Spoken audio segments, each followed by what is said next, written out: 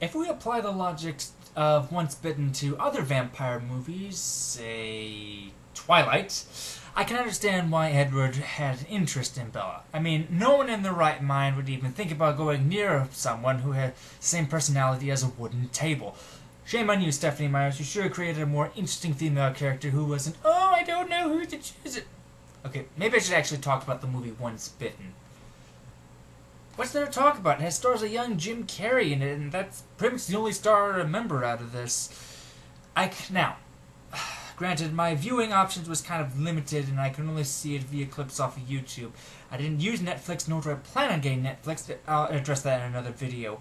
But what I can piece together is a boy gets lured into a vampire's home for virgin blood. Girl misunderstands why the boy was lured into vampire's home. Misunderstands for half the movie, leading to conflict, of course. Boy slowly becomes vampire throughout all the tropes, realizing their bright sun, drinks red liquid, starts growing teeth, can't see his reflection. And of course the boy's friends embark on that great high school tradition of the 1980s of trying to get laid, with mostly comic results. Okay, maybe I'm being a little bit too harsh. I mean, maybe this movie wasn't my cup of tea, but for all I know, Trish, this is probably your hook.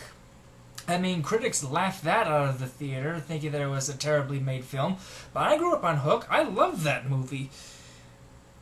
Maybe it's something from your past that you finally remember, although it's kind of hard to pass off as a kid film, because really, how does he get saved? By having sex so he doesn't get gobbled up and becomes a vampire. So, okay, maybe it's not exactly the best kid film. But before you start defending this film, 3 questions you need to answer yourself. Did you know about this film before? Do you know any of the other cast members aside from Jim Carrey? And were you going to watch this film before? If you answered no, and only because Trish picked it, I've got some news for you.